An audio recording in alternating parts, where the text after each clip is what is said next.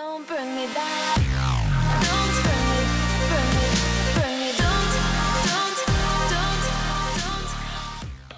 Welcome back, you guys. Tonight we're going to be working on a Glock 21 Gen 4. Now, I'm pretty excited about this build because we don't have a lot of examples posted on YouTube of the larger framed Glock pistols. So this is an opportunity for you guys to have the 21s. You guys own those larger framed slides, and give you just a little bit better understanding of what we can offer you. Some of the companies that are on the market don't offer to some of the bigger designs, or some of the larger slides, I should say. So this is an opportunity just to see something that maybe fits your needs. So let's quickly go through the process of what are we doing, and that's going to help you better understand what we're doing as it unfolds. So first and foremost, we're going to run a chamfer all the way around this. Okay, so we're going to run a chamfer all the way around the front, on the tops, and of course the three sides on the back.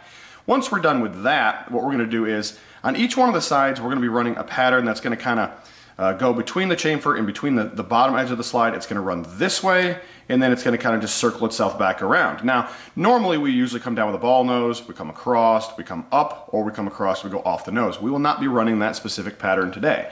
So it's slightly different. It's very similar to one of the guns, or one of the videos I should say, that I just turned out a little while back ago. It was a Glock 17 where there was kind of an extra pattern here, and then it kind of came down, came across, came back up. It's going to be very similar to that. The only difference between this one is we're going to be running some front cocking serrations up here fairly deep. Now, the advantage of the 21 slide is that if you look at the back here, if we can get you to focus, we have much more material between where the rail is here and where we have the top material. So on some of the smaller slides, like your 19s, your 17s, your 26s, and things like that, this channel here is very thin. It's not a very thick channel. So that allows us to run what would be a significantly deeper front cocking serration on the slide itself. So I'm pretty excited about that. It's going to come out pretty cool.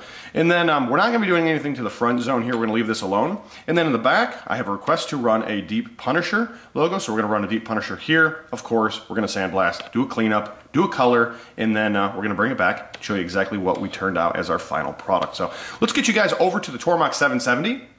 Let's go ahead and get that chamfering work done, and let's get those sides done. Let's see exactly what we come up with. More than likely, I will show you something before we get it over to the laser. So let's get started.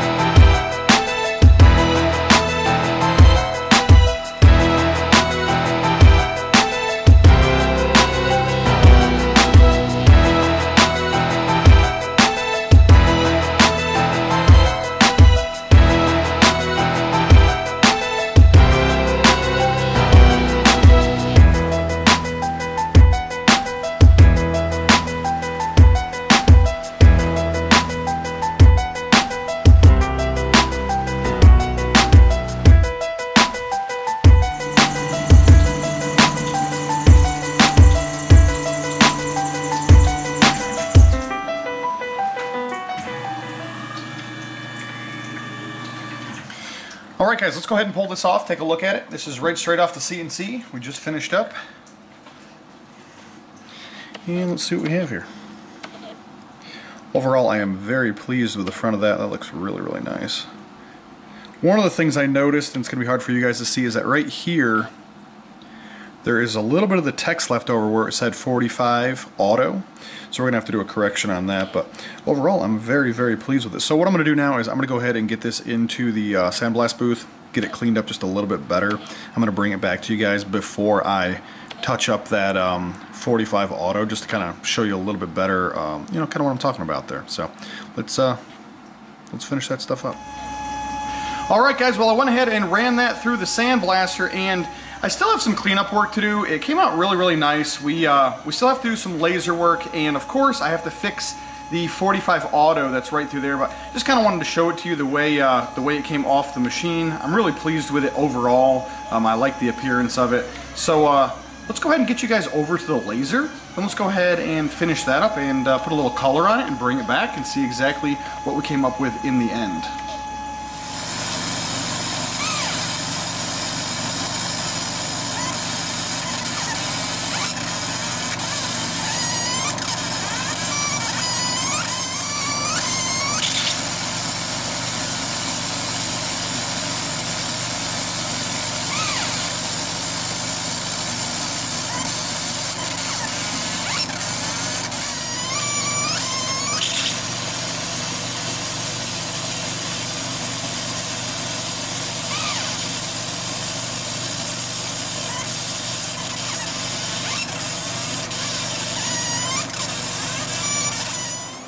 All right, guys, well, let's take a look and see exactly what we turned out.